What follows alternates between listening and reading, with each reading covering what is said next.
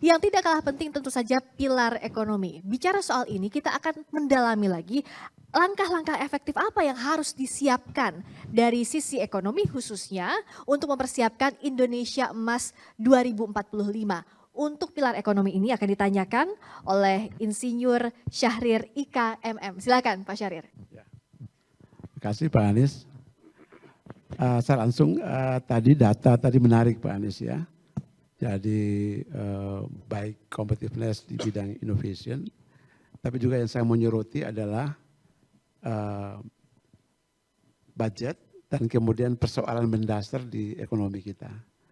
Kalau saya mengamati selama saya lama bekerja di Kementerian Keuangan, masalah yang paling serius dan paling fundamental yang belum kita tuntaskan dengan baik adalah persoalan reformasi struktur ekonomi. Strukturnya, yang struktur ini kita banyakkan kita lebih banyak dikuasai oleh pengusaha besar, ya kan? Kemudian yang UMKM misalnya yang bagian terbesar daripada populasi kita itu sangat kecil.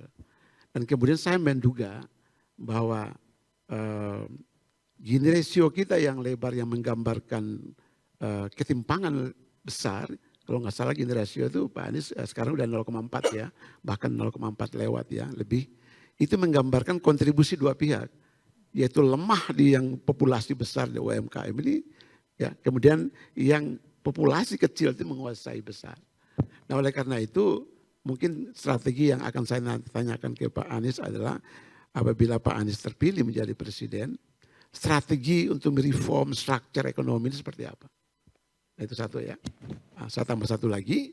Yang kedua, kalau kita lihat daya dorong government expenditure di APBN ya, terhadap pertumbuhan ekonomi. Pertumbuhan ekonomi kita sebagaimana Pak Anies tahu, saya memberi istilah 5% trap. Jebakan 5%. Nah, ketika ada pressure, misalnya kesehatan kemarin, langsung dia drop. Itu dia tidak akan bakalan naik, malah drop gitu. Artinya kita nggak bisa nembus ke situ. Nah ini tantangan Pak Anies nanti adalah bagaimana menembus itu. Untuk menembus angka 5% growth, ya kan? Itu untuk sampai kepada nanti 2045 target kita kan 7%. Nah di situ persoalannya bukan saja mencapai target itu Pak Anies. Tapi bagaimana membagikan kue ini. Yang tadi istilah Pak Anies tadi belum merata gitu. Jadi problem kita tuh meratanya ini yang belum ada strategi yang menurut saya paling tepat atau ibaratnya cari jamu yang tepat itu ya belum ada gitu. Nah saya berharap kalau Pak Anies terpilih tadi persoalan struktur ekonomi dan kesenjangan itu bisa kita selesaikan. Terima kasih Pak. Baik, terima kasih. Silakan Pak Anies. Makasih Pak Dr. Syahrir, saya hormati. Menarik sekali Pak tentang struktur ekonomi kita yang didominasi oleh yang besar dan bukan yang kecil. Secara skala ekonomi, secara jumlah maka 97% kalau tidak salah itu adalah malah 99 ya, 99 mungkin ya. Itu adalah skala yang kecil mikro. Nah, ini kan evidence-nya begitu. Kok policy-nya nggak nyambung dengan evidence? Kalau evidence-nya bilang jumlah pelakunya yang kecil dan mikro itu banyak, harusnya policy-nya nyambung dong namanya itu. Ini terlalu deduktif Pak, kurang induktif ini. Nggak baca ini situasi lapangannya. Apa? Gini Pak, kalau menurut saya nomor satu, rumuskan statement sederhana yang mudah dipahami oleh semua pelaku. Baik pelaku pasar, penyusun kebijakan, peneliti. Itu istilahnya mantra. Itu yang tadi kenapa saya ilmu pengetahuan itu membantu mengkomunikasikan yang rumit itu menjadi rumah. Saya beri contoh Pak di Orde Baru. Di Orde Baru itu kebijakan GBHN-nya segini Pak. Enggak ada yang baca buku itu Pak. Tapi semua bilang kita punya arah. Kenapa? Ada GBHN. Lah padahal enggak baca juga. Tapi kalau ditanya, oh ya ada baca segini. Tapi dirumuskan dalam mantra. Apa mantranya?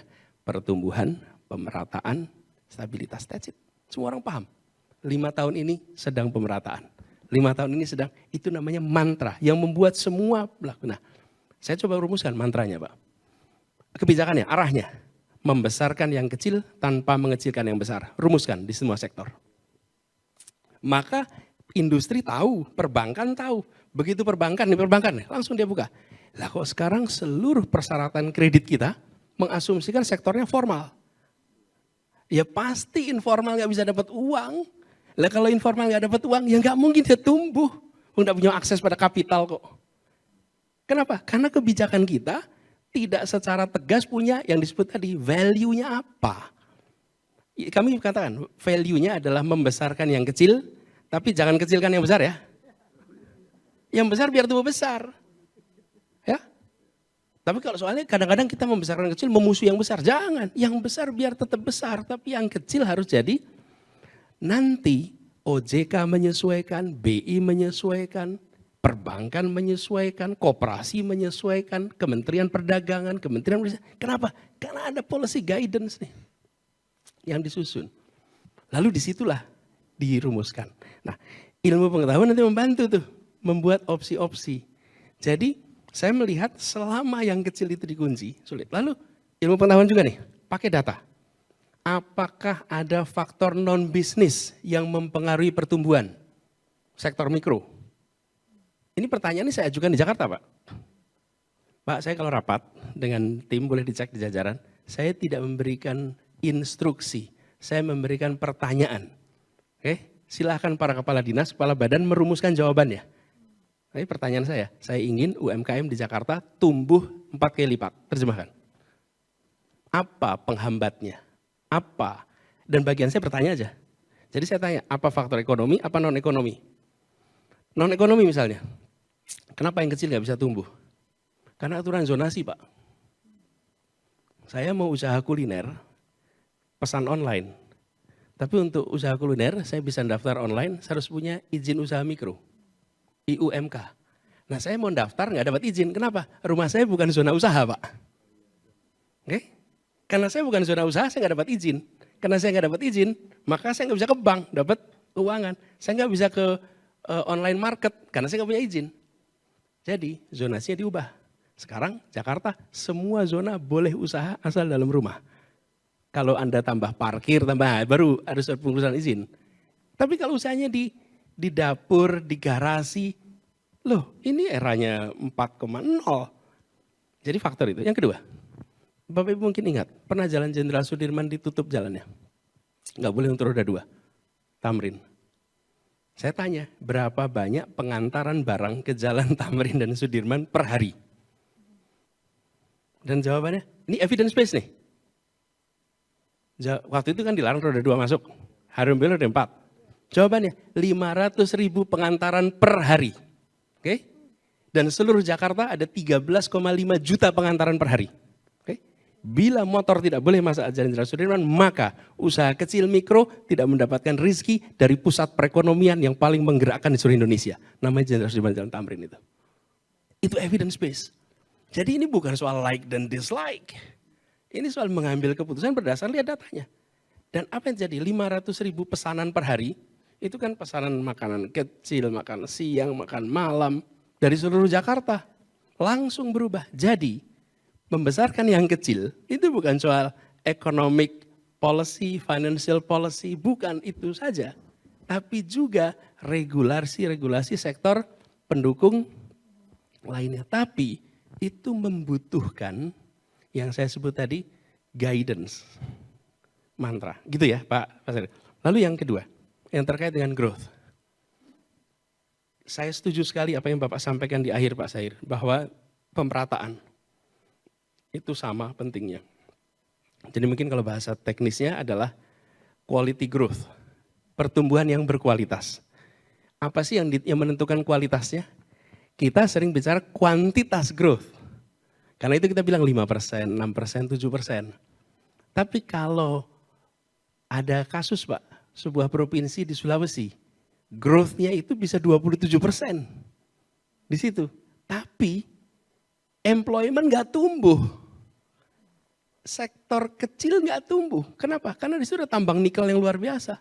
Sehingga kontribusi pada perekonomian menjadi tumbuh dahsyat. Tapi rakyat tidak merasakan perubahan. Karena itu menurut kami, kita jangan terlewat, bukan hanya kuantitasnya, tapi kualitas. Nah, kualitas di mana? Disitulah kebijakan-kebijakan yang memperluas lapangan pekerjaan, mengurangi soal gini rasio kita sehingga lebih baik, dan ada keberpihakan dari negara untuk pelaku-pelaku ekonomi yang kecil. Dengan begitu nanti pertumbuhan kecil dan di luar pusat-pusat perekonomian yang ada, yang sudah ada. Sehingga nanti pertumbuhan itu bisa merata. Nah, ini akan lebih baik kalau saya boleh memilih nih Pak. 7% tapi timpang, okay, atau 5% tapi merata. Pilih mana Pak? Ini value Pak. Exactly. Ini, nah di situ pilihannya bukan scientific. Scientificnya mengatakan itu, 7% tidak merata atau 5% merata. Di situ judgment, di situ value. Makanya saya katakan tadi dari awal, value yang dirumuskan, value kita apa? Kesetaraan. Nah kalau udah kesetaraan, ketemu opsi, milihnya gampang. Tapi kalau value kita efisiensi, nomor 1 efisiensi, maka kita akan bilang pilih nomor 7. Nah siapa yang ngambil efisiensi?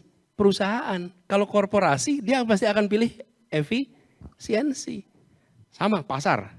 Kami membayangkan pasar perekonomian Indonesia itu berkembang. Bukan hanya free tapi fair. Gitu kira-kira jawabannya. Makasih. Download Tribun X sekarang. Menghadirkan lokal menjadi Indonesia.